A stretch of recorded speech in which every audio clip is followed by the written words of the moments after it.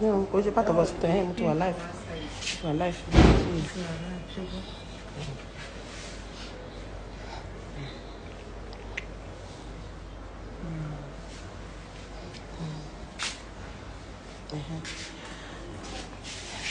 Hello, everybody. I'm in Ibadan live. I'm already with Mama Yaboko, and I'm with the children, and we are discharging her today. But let me put it to you: we are looking for a physio that is reasonable. Tí òun ojú, tó lè máa bá wa tọ́jú wọn. So please, anybody that can be humanitarian with us, see you are too much, you understand, because of the bill we already have. So I think come to our aid. But meba ki mommy sister mi ta jọ ṣe life ni and this is this is the sister. Hi. Oh yeah. Yeah, okay. I see.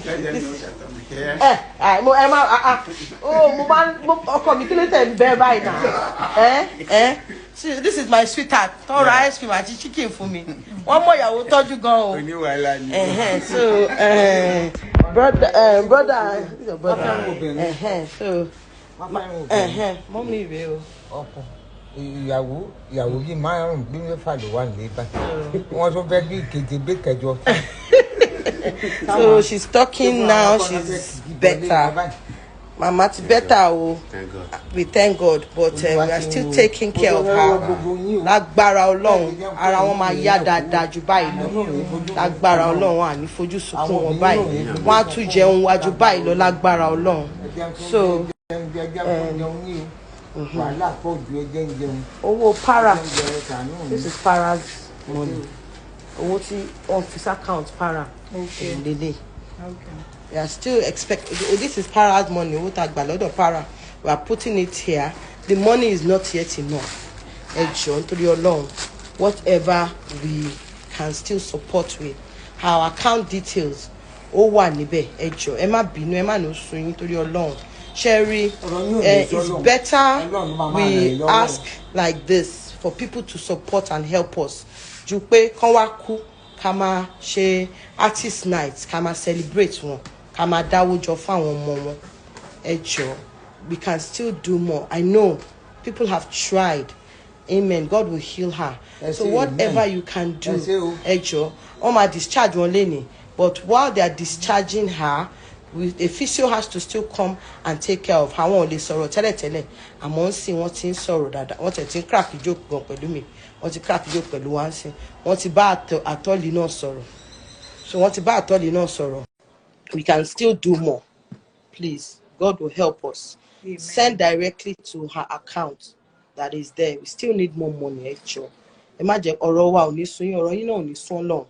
Ẹ jọ̀ọ́, please see what you can do to help her get back on her feet, please. And people that have been supporting Atoli. I sent a video on him today too. So please, Emma Binu, 100 naira, 500, 1,000 naira is not too small. It's the thought behind it that matters. Her account details. I'll send her account details under this video as well. So this is Mama is getting better. She's getting football fashion show.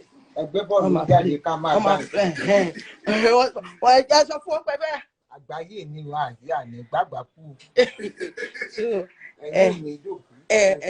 Please, whatever you can do, we really appreciate it. Please,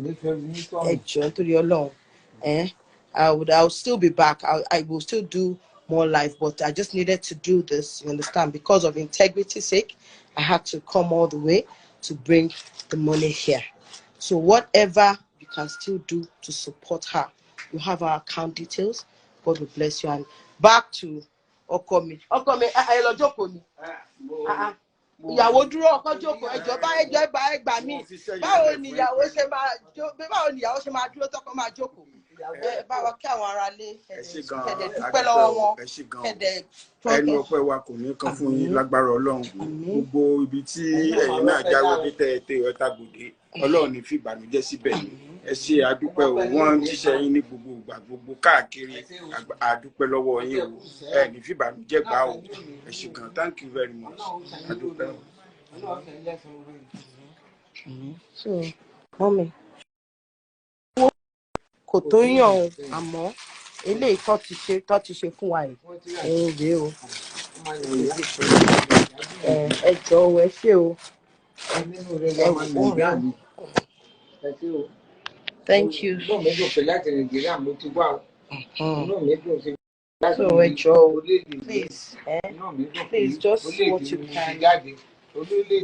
can do for her please ẹ jọ̀ọ́ àti bill wa ní hospital nsìn òun la fẹ́ query a máa query it to the last ni we have to query it because it's not like we have so much money and so we have to query it a máa bá wọn fà so and if there's Ìbàdàn náà wà if there's anything you feel that you can do to support her please do as much ẹ jọ̀ọ́ nítorí Ọlọ́run ẹ má jẹ́ kí ọ̀rọ̀ wa sùn ní please it's